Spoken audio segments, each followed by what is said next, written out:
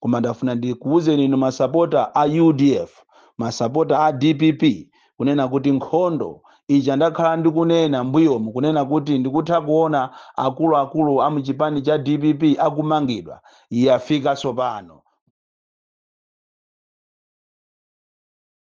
Kumawaku tinatulutsa pano pa Nyasa Voice Box video imene imanena kuti newspaper ya The Nation pa front page pake alemba ndi two headline kuti ACB plans big sweep. Kutanthauzira kwake tikhoza kunena kuti ayi akutitu abungwe lothana ndi ziphuphu ndi katangale kuno ku Malawi Anti-Corruption Bureau ACB akukonzekera kuyendetsa ndithu chitsache kusesa onse amene akukhudzidwa ndi nkhani zakatangale, ndipo posesa pamene papa zikuoneka kuti akuluakulu ena a chipani cha Democratic Progressive Party tsache limeneli liwapeza. Nkhani zimenezi zikuwakhudza, ndipo tisadabwe kuti kutsogoloku timva ndithu kuti ayi akuluakulu ena a chipani cha Democratic Progressive Party ali mchitokosi cha polisi ku nkhani zokhudzana ndi katangale. Ndi nkhani tikuyikamba kumaku tinatchulamo umenemo kuti ayi Boni Kalindo nkhani imeneyi adayikambapo kale mu January. Adanena ndithu kuti Amalawi ine ndikhala ngati mprofeti, koma tikamayandikira chisankho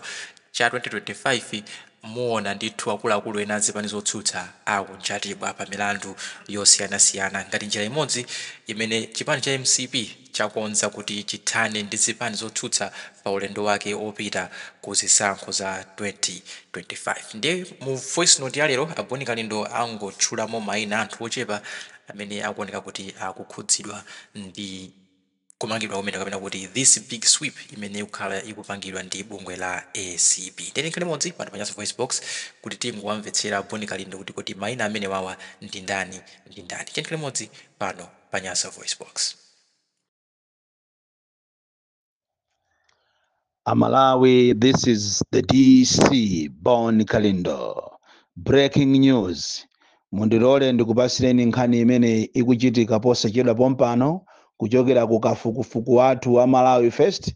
Kuli chilinganizo choopsa kwambiri, upandu umene akukonza aboma kuti amange Professor Arthur Peter Mutharika akuti chifukwa anachita incite violence, amange Atupere Muluzi nkhani zokhuza Salima Sugar, amange Shadrack Namalomba nkhani za ku Eskom, amange Jean Matanga nkhani za ku Eskom, komanso Beni Phiri nkhani za ku Eskom konko, osayiwalanso Rosa Mbilizi nkhani za MRA. Iyi ndi plani imene akufuna kupanga aboma lero kapena mawa kuti anthu amene atengedwe. Ndafuna kulikonse kumene muli Amalawiko tumizani uthenga umene breaking news umene kapena chiwembu chimene akupanga aboma kuti amange Professor Arthur Peter Mutharika, Atupere Muluzi, Namalomba, Jean Matanga, Beni Phiri komanso Rosa Mbilizi. Izizi zichitika ndithu, si nkhani zongocheza ayi.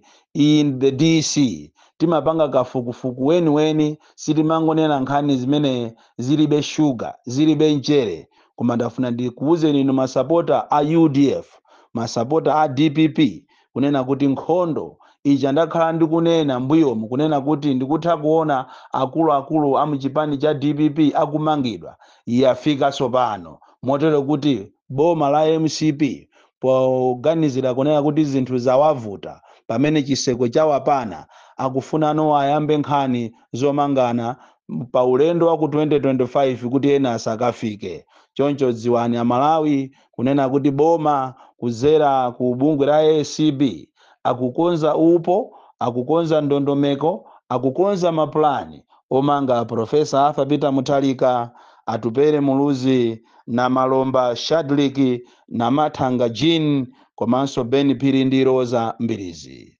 The DC mwana woopsa kwambiri amene sindimaopa olo propaganda itatani iye ayitiziona kumene zithere. Ubwino wake makhoti alipo akaulule kuti ine ngati ndinalandira ndalama za age bill, ndipo ngati ine ndinalandira ndalama za age bill ndafuna ndikusimikizireni Amalawi activism ndikuyisira pompo.